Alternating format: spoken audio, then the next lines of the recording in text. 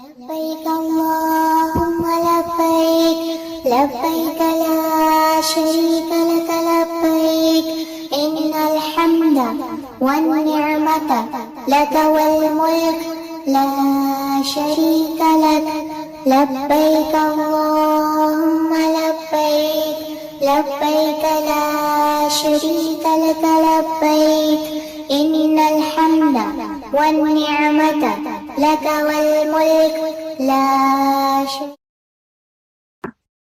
السلام علیکم ورحمۃ اللہ وبرکاتہ. ویلکم ٹو نور القرآن کڈز دورہ قرآن. آپ سب کو نور القرآن میں خوش آمدید. کڈز دورہ قرآن میں خوش آمدید. کیسے ہیں آپ سب؟ انشاءاللہ ہم 8واں پارہ شروع کرتے ہیں دعاؤں کے ساتھ. سب نے دعائیں پڑھنی ہیں، اونچی اونچی پڑھنی ہے. اور کیوں پڑھنی ہے؟ کیونکہ ہماری آس پاس کی چیزیں بھی گواہی دیں گی.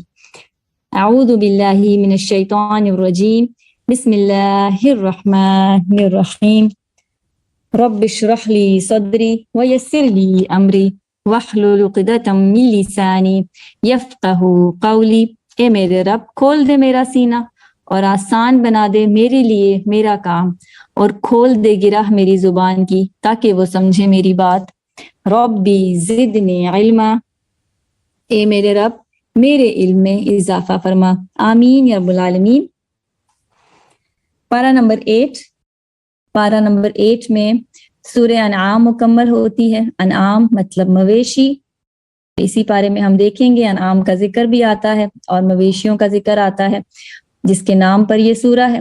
اور اس کے بعد سورۃ الاعراف شروع ہوگی اس پارے میں، جو اگلے پارے میں جا کر مکمل ہوگی. اور اعراف کیا ہوتا ہے انشاءاللہ وہ بھی ہم انہی پاروں میں دیکھیں گے. سورہ انعام کی آیت نمبر 112. اس میں اللہ تعالیٰ فرماتے ہیں زخرف القول غرورا. یہاں پر اللہ تعالیٰ ہمیں نہایت اہم بات بتاتے ہیں. آج کل ہمیں ہر طرف بہت چمکتی ہوئی چیزیں نظر آتی ہیں نا، اور ہوتی وہ چمکتی ہوئی چیزیں ہیں لیکن ان کے پیچھے دھوکا ہوتا ہے، ان کے پیچھے بیکار چیزیں ہوتی ہیں. اس آیت میں اللہ تعالیٰ فرماتا ہے کہ دنیا میں بہت سے لوگ ایسے ہیں جو اپنی جھوٹی باتوں سے نیک لوگوں کو برا خیال ڈالتے ہیں، وسوسہ ڈالتے ہیں، اور برے کاموں کو اچھا بنا کر دکھاتے ہیں تاکہ نیک لوگ برائی کریں. یعنی بہت سے لوگ برائی کو خوبصورت بنا کر پیش کرتے ہیں اور دھوکہ دیتے ہیں، فریب کرتے ہیں. جیسے آج کل سوشل میڈیا ہے، شیطانی کاموں کو اٹریکٹیو بناتے ہیں، اور جیسے بے حیائی کی باتیں ہیں. یہ ہم سب جانتے ہیں کہ بہت سی جگہوں پر بے حیائی کی باتوں کو بہت اٹریکٹیو بنایا جاتا ہے. ہم نے ایسے لوگوں کی باتوں میں نہیں آنا. ہمیں پتا ہے نا کہ صحیح کیا ہے، کیا غلط ہے. ہم نے وہ کام کرنے ہیں جو صحیح ہیں، جو درست ہیں، جن سے اللہ راضی ہوتا ہے. اور جو غلط کام ہیں، جو برے کام ہیں، وہ چاہے کتنے ہی اچھے کیوں نہ لگ رہے ہوں، چاہے برا کام کرنے میں کتنا ہی مزہ کیوں نہ آتا ہو، چاہے سب برا کام کیوں نہ کر رہے ہوں، ہم نے وہ نہیں کرنا. ہم نے یہ دیکھنا ہے کہ صحیح کام کیا ہے. اور ہم نے یہ نہیں دیکھنا کہ کس کام میں ہم انجوائے کرتے ہیں اور کس کام میں ہمیں مزہ آتا ہے، بلکہ کون سا کام صحیح ہے اور کون سا کام اللہ نے کرنے کو کہا ہے اور کس کام سے اللہ نے منع کیا ہے ہم نے وہ نہیں کرنا. جس طرح برے لوگ جو ہیں وہ تعریف کرتے ہیں نا برائی کی، اور برے لوگ برے کاموں کی تعریف کر کے لوگوں کو اٹریکٹ کرتے ہیں. ہم نے اچھے کاموں کی تعریف کرنی ہے اور دوسروں کو بھی اچھی بات بتانی ہے. جیسے اب آپ لوگ کی کلاس ہے، آپ دوسروں کو بتایا کریں کہ ہم قرآن پڑھتے ہیں اور قرآن پڑھ کر ہمیں اچھا لگتا ہے. اس میں ہم کہانیاں سنتے ہیں اور اس میں ہم مزے مزے کی باتیں سیکھتے ہیں، اس میں ہم آداب سیکھتے ہیں. یہ کیا ہوا؟ یہ اچھے نیک کاموں کی تعریف ہوئی. جس طرح لوگ برائی کی تعریف کرتے ہیں اور برائی کو اٹریکٹ کرتے ہیں، ہم نے اچھی اور نیک کاموں کی تعریف کرنی ہے، اچھے نیک کاموں کی طرف اٹریکٹ کرنا ہے. تو اپنی کلاس کے بارے میں سب کو بتائیں کہ اس کلاس میں ہم قرآن پڑھتے ہیں، اللہ ہم سے بات کرتا ہے، ہمیں اللہ کی بات کی سمجھ آتی ہے. اور ساتھ ہی اللہ تعالیٰ اس آیت میں آگے فرماتا ہے کہ سچ پر، حق پر ہمیشہ تھوڑے ہی لوگ ہوتے ہیں، تھوڑے ہی لوگ ہمیشہ نیک کام کرتے ہیں. ہم نے میجورٹی کو نہیں دیکھنا، یعنی یہ نہیں دیکھنا کہ زیادہ تر لوگ کیا کام کر رہے ہیں، بلکہ ہم نے یہ دیکھنا ہے کہ صحیح کام کیا ہے، اللہ کا حکم کیا ہے، وہ کام کرنا ہے جو ٹھیک ہے، چاہے زیادہ تر لوگ غلط کام ہی کیوں نہ کر رہے ہوں، چاہے کوئی ایک بھی ٹھیک راستے پر کیوں نہ ہو، ہم نے ٹھیک راستے پر چلنا ہے اور وہی کام کرنا ہے جو صحیح ہے، جن سے اللہ راضی ہوتا ہے، چاہے ہم اکیلے ہی صحیح کام کیوں نہ کر رہے ہوں، چاہے سارے غلط راستے پہ کیوں نہ ہو، کیونکہ اللہ تعالیٰ کو ایسے لوگ بہت پسند ہیں جو دوسروں کو چھوڑ کر صرف اللہ کی خوشی کے لیے اللہ کا حکم مانتے ہیں اور صحیح کام کرتے ہیں۔ پھر اللہ تعالیٰ ایسے ہی لوگوں کی مدد کرتا ہے اور ایسے ہی لوگوں کی دعائیں بھی سنتا ہے۔ مثلاً آپ تو یہ نہیں کہتے نا کہ میرے سب دوست تراویح کے لیے نہیں جاتے، میں نے بھی نہیں جانا، ہم ایسے تو نہیں کہتے نا، یا میرے دوست نماز نہیں پڑھتے، میں بھی نہیں پڑھوں گا نماز، ہم تو یہ نہیں کہتے نا، کیونکہ جو سب کر رہے ہیں ضروری تو نہیں کہ وہ بات ٹھیک ہو۔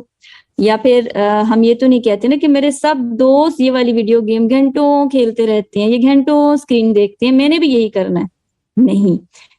اگر سب غلط کام کر رہے ہوں تو ہم نے صحیح بات پر جم جانا ہے، ہم نے میجورٹی کو نہیں دیکھنا، ہم نے یہ نہیں دیکھنا کہ سب کیا کر رہے ہیں، ہم نے یہ دیکھنا ہے کہ اللہ کا کیا حکم ہے۔ باقیوں کو بھی ہم نے برے کاموں سے روکنا ہے، ہم نے وقت ضائع نہیں کرنا۔ اگر آپ کے دوست وقت ضائع کرتے ہیں تو انہیں کہیں وقت ضائع نہیں کرنا چاہیے، کام کے وقت کام کرنا ہے اور کھیل کے وقت کھیل کرنا ہے، کیونکہ اللہ تعالیٰ کھیل سے منع نہیں کرتا، اللہ تعالیٰ مزاح سے منع نہیں کرتا، اللہ تعالیٰ انجوائے کرنے سے منع نہیں کرتا، لیکن جب کام کا وقت ہو تو کام کرنا ہے اور جب کھیل کا وقت ہو تو کھیلنا ہے۔ آگے سورہ انعام کی آیت 142 جس میں انعام کا ذکر ہے، یعنی مویشیوں کا ذکر ہے، جانوروں کا ذکر ہے، چوپایوں کا ذکر ہے، اور یہ ذکر اس سورہ میں کئی بار بھی آیا ہے، اسی لیے اس سورہ کا نام سورۃ الانعام ہے۔ اللہ تعالیٰ نے دنیا میں ہماری مدد کے لیے مختلف جانور پیدا کیے ہیں، جیسے اونٹ ہے، اور ریگستان میں یعنی ڈیزرٹ میں اونٹ وہ جانور ہے جو سامان اٹھانے کے کام کرتا ہے، اس پر بیٹھ کر لوگ دور دور سفر بھی کرتے ہیں۔ اس کے علاوہ اور بھی بہت سارے جانور ہیں، جس طرح بھیڑ ہے، بکریاں ہیں، گائے ہیں جن سے دودھ ملتا ہے، یہ تمام جانور اللہ نے ہمارے لیے پیدا کیے ہیں اور ہم ان کو آسانی سے کنٹرول کر سکتے ہیں۔ یہاں اللہ تعالیٰ ہمیں ان جانوروں پر غور کرنے کی دعوت دے رہے ہیں۔ آپ نے نوٹ کیا ہوگا پچھلے پاروں میں بھی اللہ تعالیٰ کبھی آسمان پر غور کراتے ہیں، کبھی بیج پر غور کراتے ہیں۔ ہم نے پڑھا تھا نا فالق الحب والنوا کہ کس طرح ایک بیج جو ہے پودا بن جاتا ہے، اللہ تعالیٰ غور کراتے ہیں کیونکہ اللہ تعالیٰ نے کائنات بنائی ہے نا۔ تو کیا کبھی ہم نے ان جانوروں پر غور کیا ہے کہ کیسے کچھ جانور اتنے آرام سے ہمارا سامان بھی اٹھاتے ہیں، جیسے گدھا ہے، اونٹ ہے، اور کیسے کچھ جانوروں پر ہم بیٹھ کر سفر بھی کر سکتے ہیں، جیسے گھوڑا ہے، اور کچھ جانوروں کو ہم کھاتے ہیں، ذبح کرتے ہیں، ان کا گوشت کھاتے ہیں۔ تو اللہ تعالیٰ نے یہاں اپنی بہت ساری نعمتوں میں سے جانوروں کو بھی نعمت کہا ہے۔ ہم نے کبھی نوٹ کیا کہ جانور بھی نعمت ہے؟ ہمیں اللہ کی ہر نعمت پر غور کرنا چاہیے اور اللہ کا شکر ادا کرنا چاہیے کہ اللہ تعالیٰ نے ہمیں اتنی ساری نعمتیں دی ہیں۔ آئندہ جب آپ دودھ پئیں یا گوشت کھائیں یا دہی، لسی یا چیز کھائیں تو ضرور اللہ کی نعمت پر غور کریں کہ کیسے اللہ نے یہ نعمت ہم تک پہنچا دی ہے اور کس کس جانور کو اللہ نے اس کام کے لیے چنا ہے۔ سبحان اللہ، ہے نا اللہ کی قدرت۔ ہم نے کبھی بھی نہیں سوچا ان جانوروں کے بارے میں کہ اللہ تعالیٰ نے جانوروں کو ہمارے لیے پیدا کیا ہے۔ ہم نے اللہ کی ہر نعمت پر شکر ادا کرنا ہے۔ یہاں پہ سورہ انعام مکمل ہوتی ہے، ماشاءاللہ ایک اور سورہ آپ کی مکمل ہو گئی۔ اس کے بعد سورۃ الاعراف شروع ہوتی ہے۔ سورہ اعراف کے شروع میں آیت نمبر 1 میں ہی اللہ تعالیٰ قرآن کے بارے میں فرماتا ہے کہ یہ قرآن کیوں نازل ہوا۔ کبھی ہم نے سوچا کہ قرآن کیوں نازل ہوا؟ اللہ تعالیٰ نے ہمیں پیدا کر کے اس دنیا میں ایسے ہی چھوڑ نہیں دیا۔ اللہ تعالیٰ نے ہمیں پیدا کر کے ہمیں زندگی گزارنے کے طریقے بتائے ہیں، اور وہ طریقے قرآن میں ہیں۔ کبھی آپ نے سوچا کہ ہم قرآن کیوں پڑھتے ہیں؟ ہم اسی لیے پڑھتے ہیں کہ اس میں اللہ تعالیٰ نے ہمیں دنیا میں بھیجنے کا مقصد بتایا ہے کہ کیا کام کرنے ہیں اور کیا نہیں کرنے۔ قرآن کی باتوں پر ہم نے عمل کرنا ہے، اچھے اچھے کام کرنے ہیں، برائیوں سے بچنا ہے۔ اب تو ماشاءاللہ ہم 8واں پارہ پڑھ رہے ہیں. اب ہم بھی جانتے ہیں نا کہ قرآن میں اللہ تعالیٰ نے جو بھی بات کی ہے اور جو بھی قصہ کہانی بیان کی ہے وہ ہمارے لیے بیان کی ہے. اس میں ہمارے لیے نصیحت ہے, اس میں ہمارے لیے عمل کی باتیں ہیں. اور اللہ تعالیٰ نے جن باتوں سے روکا ہے اس میں ہمارا ہی فائدہ ہے, اور جن باتوں کو کرنے کا کہا ہے اس میں بھی ہمارا ہی فائدہ ہے. تو ہم نے قرآن کی باتوں پر عمل کرنا ہے. اس آیت میں اللہ تعالیٰ نے وجہ بتائی کہ قرآن کو کیوں نازل کیا ہے. یہ اللہ کا احسان ہے کہ اللہ نے قرآن کو نازل کیا ہے, ورنہ ہمیں کیسے پتہ چلتا اس کائنات کے بارے میں, انبیاء کے بارے میں, جتنی ہم کہانیاں پڑھتے ہیں, لیسن سیکھتے ہیں, ہمیں کیسے پتہ چلتا اگر قرآن نہ ہوتا تو. یہ اللہ کا احسان ہے کہ اس نے اپنا کلام, اپنی کتاب ہمیں بھیجی ہے, انبیاء کے قصے ہمیں سنائے ہیں تاکہ ہم سبق لیں. آگے آیت نمبر 8 میں اعمال کے وزن کا ذکر ہے. وزن کیا ہوتا ہے, اس کا کیا مطلب ہے؟ ہم جو کام کرتے ہیں نا وہ ایک کتاب میں لکھے جا رہے ہیں. فرشتے اچھے کام بھی لکھتا ہے اور برے کام بھی لکھتا ہے. 2 کتابیں ہیں, ایک اچھے کام کی کتاب ہے اور ایک برے کام کی کتاب ہے.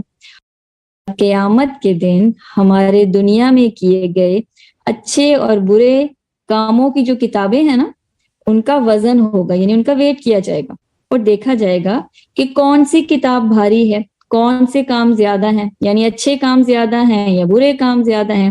اچھے کاموں والی کتاب بھاری ہوئی تو اس کا مطلب اچھے کام زیادہ ہیں, اور اگر برے کام والی کتاب بھاری ہوئی تو اس کا مطلب برے کام زیادہ ہیں. اور پھر اسی وزن کے مطابق سزا یا انعام دیا جائے گا. اور اس دن کامیاب ہونے کے لیے ہمیں کیا کرنا ہے؟ ہم نے دنیا میں بہت سارے اچھے اچھے کام کرنے ہیں. ہر کام کرنے سے پہلے نیت بھی اچھی کرنی ہے, کیونکہ کام اللہ تعالیٰ وہی اچھا قبول کرے گا جس کے پیچھے نیت اچھی ہوگی. نیت کیا ہوتی ہے؟ ہم نے پہلے بھی بات کی تھی کہ کوئی بھی کام کرتے ہوئے ہمارے دل میں کیا خیال آیا وہ نیت ہے. مثلا اگر آپ کی ماما آپ کو کہتی ہیں کہ میری کوئی ہیلپ کر دو, تو کیا سوچ کر آپ اپنی ماما کی ہیلپ کرتے ہیں کہ ماما خوش ہوں گی اور سب میری تعریف کریں گے, یا پھر اللہ کے لیے کرتے ہیں کہ اللہ خوش ہوگا؟ تو یہ ہے نیت. یہ جو خیال ہمارے دل میں آتا ہے نا اسے نیت کہتے ہیں.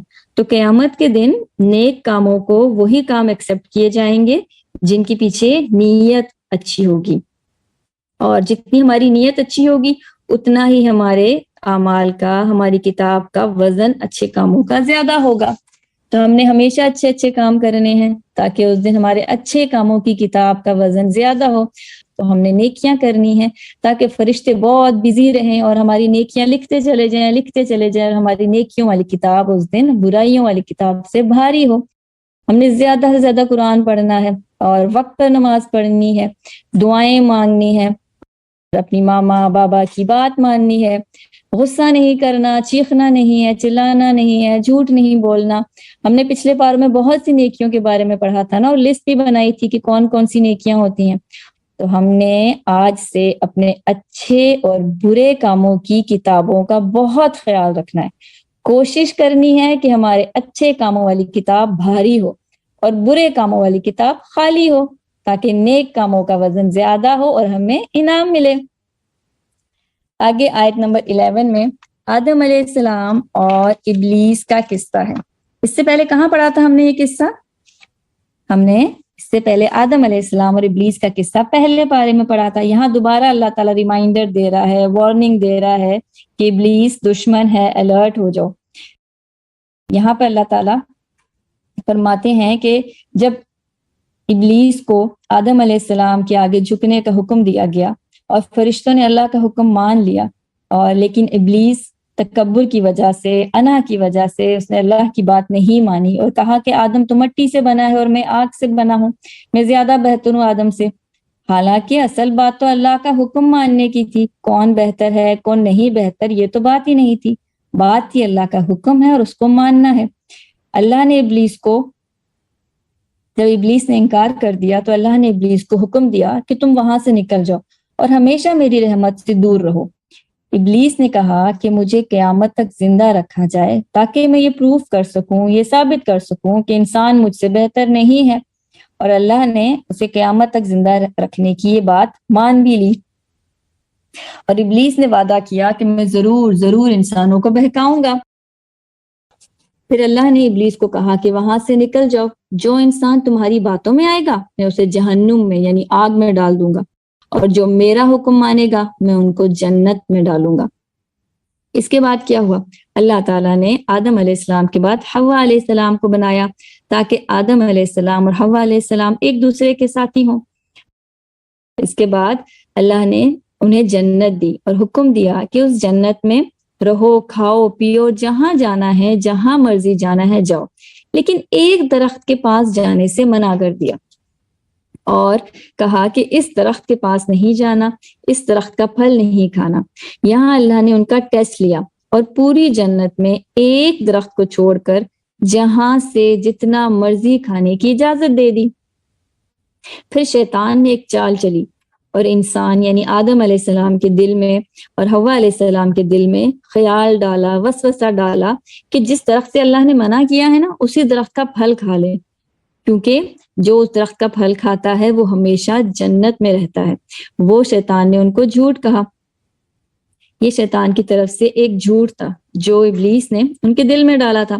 آدم علیہ السلام اور حوا علیہ السلام شیطان کے بہکاوے میں آ گئے اور انہوں نے اس درخت کا پھل کھا لیا۔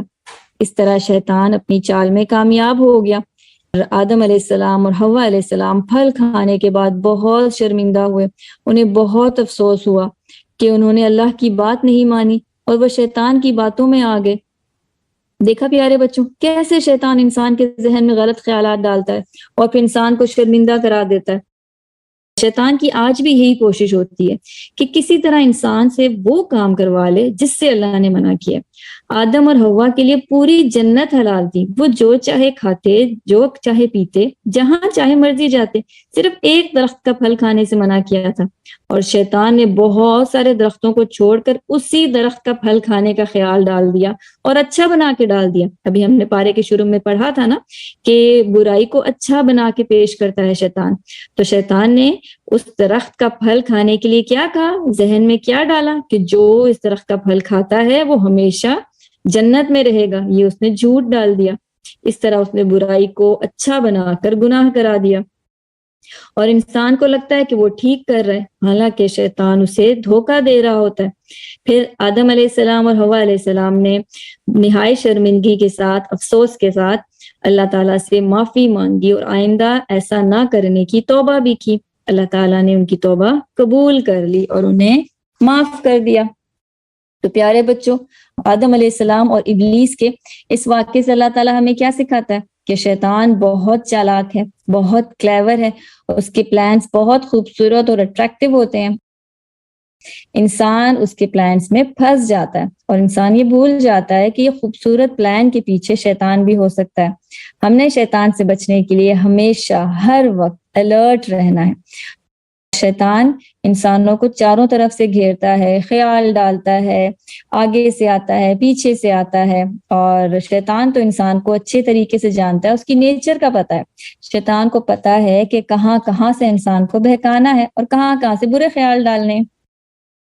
تو جب بھی کبھی آپ کو کوئی برا خیال آئے اور وہ کام کرنے کا خیال آئے جس سے اللہ نے منع کیا ہے، اور اس کام کرنے میں آپ کو لگے کہ بہت مزہ آئے گا، آپ نے فوراً سوچنا ہے کہ یہ جھوٹ ہے اور یہ شیطان کا خیال ہے۔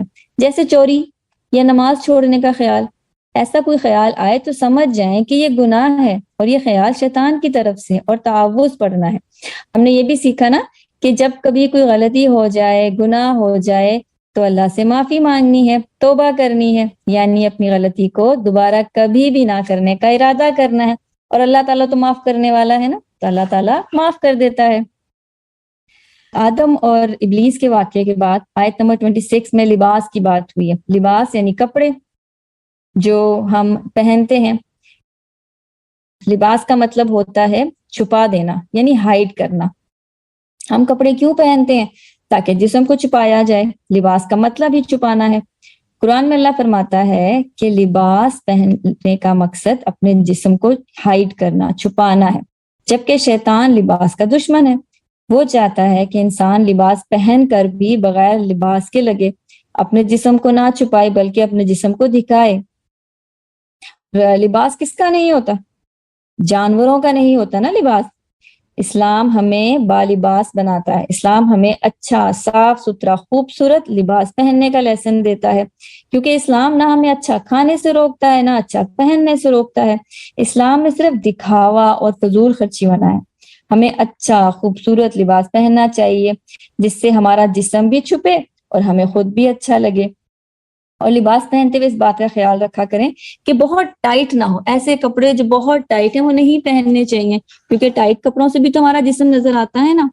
سمپل اور ڈیسنٹ خوبصورت لباس ہو جس میں ہم آرام فیل کریں، کمفرٹیبل لباس ہو، سادگی والا ہو، اور بہت ساری تعریف سننے کے لیے لباس نہیں پہننا چاہیے کہ دوسرے بہت تعریف کریں، یعنی دکھاوے کے لیے لباس نہیں پہننا چاہیے، بلکہ ایسا لباس جس کو پہن کر ہم خوش ہوں، ہم ایک اچھے ڈیسنٹ مسلمان نظر آئیں، ایسا لباس پہننا چاہیے۔ اور ایک اور بات کہ لڑکیوں کو لڑکوں کی طرح نہیں پہننا چاہیے اور لڑکوں کو لڑکیوں کی طرح لباس نہیں پہننا چاہیے۔ ہمارا دین ہمیں یہ بھی سکھاتا ہے کہ ہم نے ایسے کپڑے پہننے ہیں جس سے اللہ راضی ہو اور ہم اچھے مسلمان نظر آئیں، اور لباس پہن کر ہمارے اندر تکبر نہیں آئے، کیونکہ تکبر شیطان کی صفت ہے۔